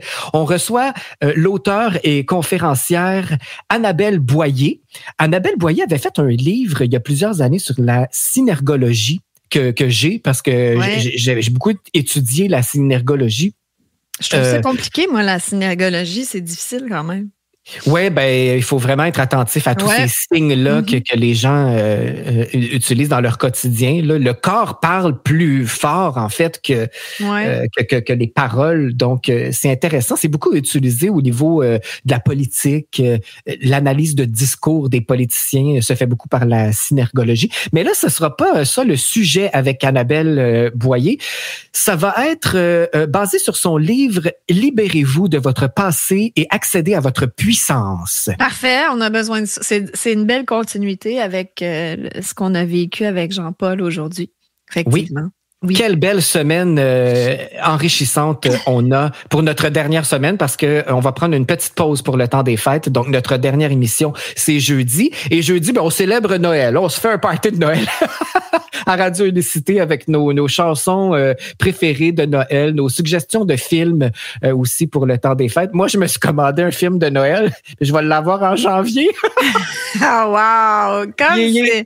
Il est loin, loin, loin. J'espère que je vais faire aller ma magie, là, puis je vais essayer de le devancer. En janvier, on n'a-tu plus rien à foutre des films de Noël? Là? On est passé à autre chose. Moi, je pense déjà à l'été, rendu au mois de janvier. Ah, mon Dieu, tu vas vite. Janvier, c'est pas la période pour faire du ski. Puis, janvier passe très vite, je trouve. Fais-tu du ski, toi? Je n'en ai fait dans mes jeunes années, mais ça fait vraiment longtemps que j'en ai pas fait. Je dirais plus que 20 ans que j'ai pas fait du ski. Ah, mon Dieu. Félix, il m'est arrivé avec ça récemment. Il voulait faire du ski cet hiver. Ce que j'aimais pas, moi, c'est de geler tout le temps. Mais là, maintenant, ils ont des équipements beaucoup plus performants, des bottes qui chauffent. Puis, mais tu sais, quand même, c'est cher à s'équiper en ski. J'ai pas envie d'investir là-dedans du tout, moi. Mais pas pantoute même. Mais tu sais, pour les occasionnels, là, tu sais que tu peux tout louer cet équipement-là. Oui, mais ça doit pas être des tops affaires chauffants puis tout. Là. Moi, j'ai fait. Moi, t'es-tu une poule de luxe, toi? Oui.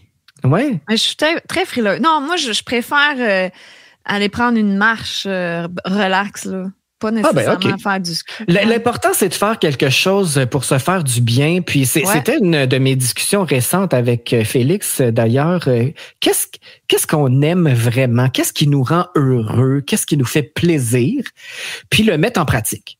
Arrêter de dire moi j'aimerais ça, c'est faire ci, faire ça, puis finalement on fait jamais rien, on est pris dans notre tourbillon de la vie. Oui, on le fait. J'aurais envie d'aller faire peut-être de la raquette ou du patin avec mon amoureux, là, quelque chose comme ça. Ce serait le fun, ça. Bon, je te donne le défi de faire ça pendant notre pause des fêtes. Donc, reviens-moi pas en janvier. Que j'ai pas fait de ski puis pas de raquette. Pas de ski, oui, peut-être du ski de fond ou quelque chose comme ça.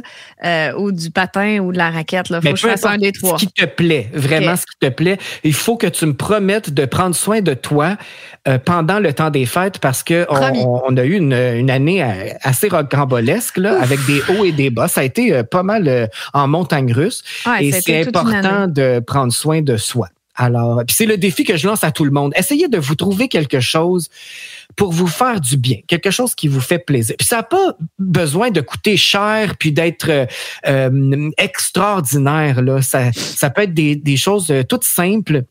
Et comme moi, ça fait longtemps que je dis ça, là, je vais aller prendre un chocolat chaud à l'auberge. C'est pas une auberge, c'est comme un magasin général à Mystics. C'est dans le coin de Bedford, ça. Bon, mais c'est simple, c'est facile, ça. C'est simple, non, mais c'est parce que c'est un ancien magasin général il y a une énergie très spéciale là. Ça s'appelle l'œuf. Et je trouve ça magique. Ben, justement, je reviens à ma magie. Moi, je trouve ça magique, cet endroit-là, parce que c'est riche en histoire.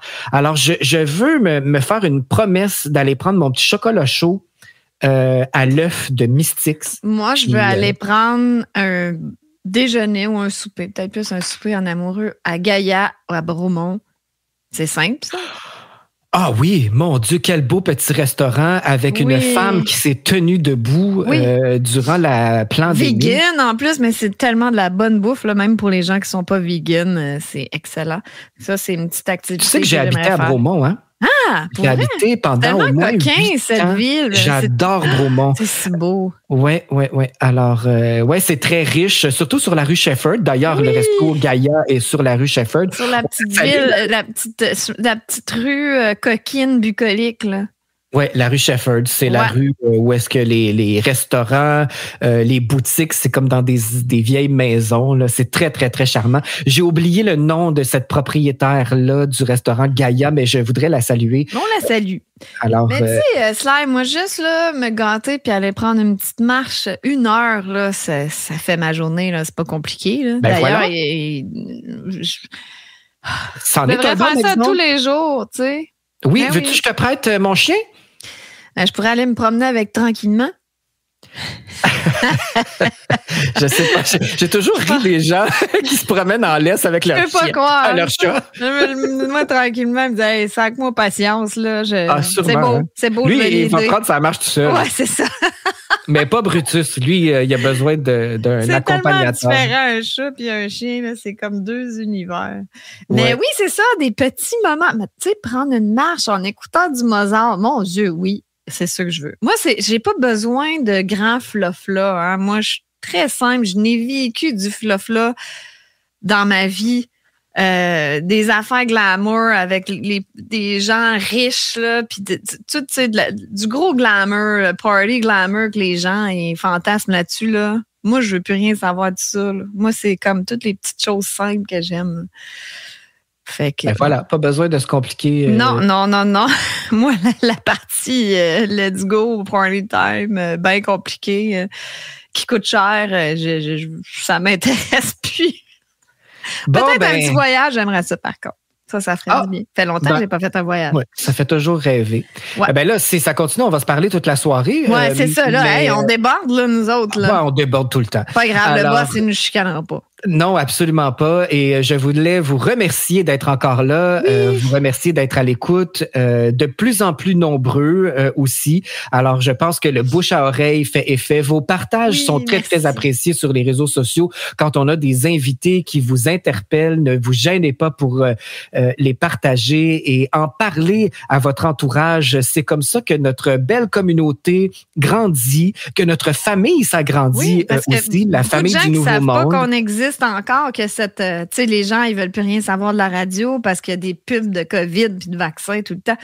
Mais là, il y a une possibilité d'écouter de la radio, de la bonne musique, une bonne playlist que tu travailles fort à mettre en place. Oui, puis je prends des demandes spéciales aussi sur nos réseaux sociaux. Si vous voulez entendre quelque chose qui vous plaît, n'hésitez pas à nous écrire. J'essaie d'être très rapide pour répondre à vos demandes spéciales.